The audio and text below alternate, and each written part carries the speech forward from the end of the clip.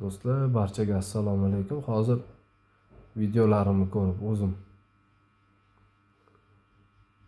hayron qolib ketdim ochig'i.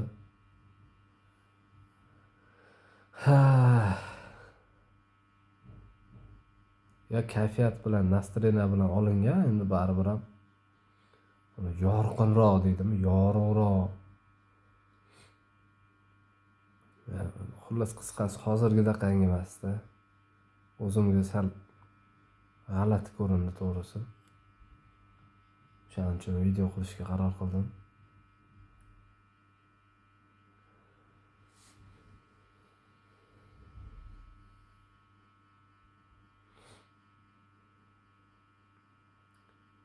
Lekin ko'z achib ketyapti. Burun achib ketyapti. Qaytadan oqishni boshlayapti. Aytaman-ku do'stlar, har bir minut, har bir sekund inson kuch-quvvatini, energiyasini sarflaydi. Xudoga shukr. Sarflaydi do'stlar.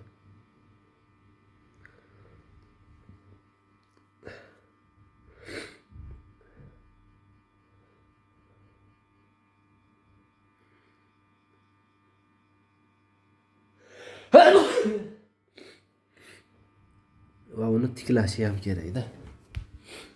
Tiklashi ham kerak. U qanaqa tiklanadi desangiz, ko'proq dam olasiz, do'stlar.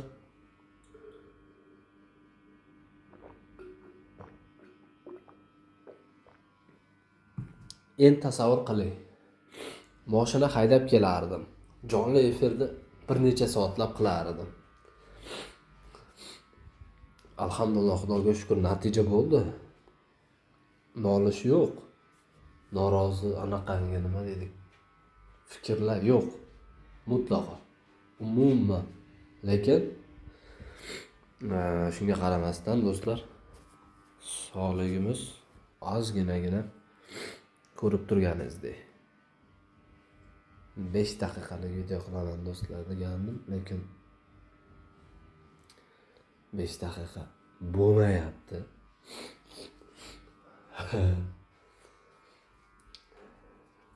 Endi men birdaniga bo'lib qolmaydi demoqchiman. Mana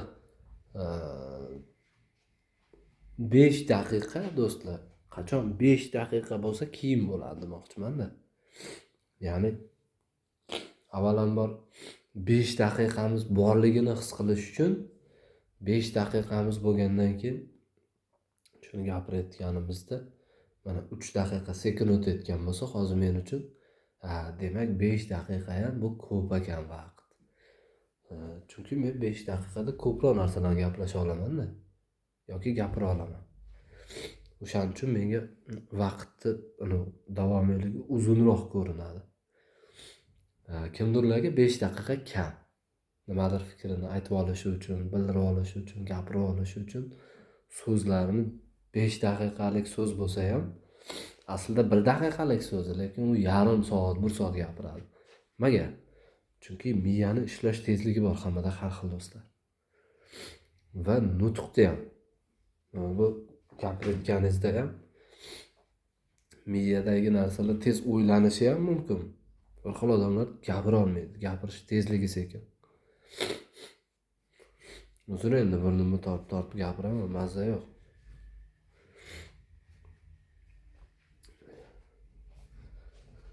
Shunga do'stlar nima demoqchiman?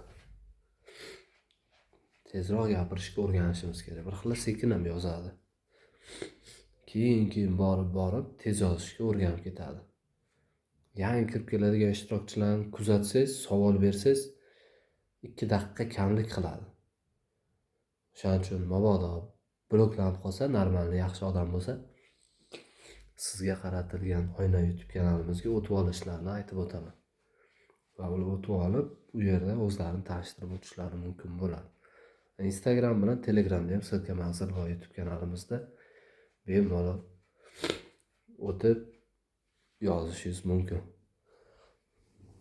24 soat ichida faqat javob bo'ladi do'stlar. Unaqa tez bo'lmaydi. Men yozdim, javob bo'lmayapti deb o'chirib tashamanglar yana.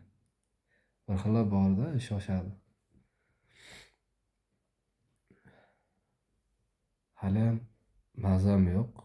5 daqiqa aytib o'tganimda. Juda ham katta vaqt.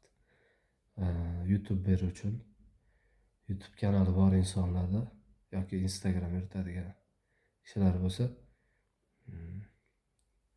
20 daqiqada bo'sh katta kino qilib yuboradi-da haligi. Ko'proq narsalarni mana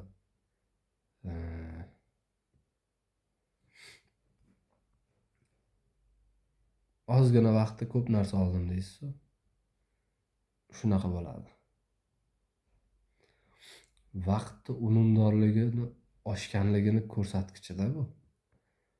Vaqtni sovurish bu 1 daqiqaning ichida hech qanaqa fikr bildirmaslik.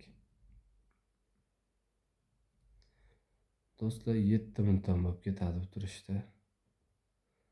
Like bosib qo'llab-quvvatlaysiz, obuna bo'lib qo'yasiz degan umiddaman. Xudo xohlasa 3000 ta ishtirokchi bo'lishimizga yana 99 ta ishtirokchi yetmayapti. Biz har bir ishtirokchilar bilan alohida tanishishni niyat qilib, umid qilib jonli efirlar ochaman. Shu yerda hammamiz biz suhbatlashamiz, tanishamiz, gaplashamiz deb kiramizda endi. Lekin bir xilla o'zini tanishtirib o'tmaydi. O'zlari bilishadi. Do'stlar, ozroq dam olaman-da, jonli efir davom ettiramiz. Balki bu videomiz ko'proq like olib, prosmotr ko'rishlar ko'p bo'lsa, video ko'rinishda ham balkim chiqishlar davom ettirsak ham bo'ladi. Menga yoqadi video olish. Ochig'i boshqacha video olish. Alohida masala, alohida mehr berasiz. Hammaga rahmat.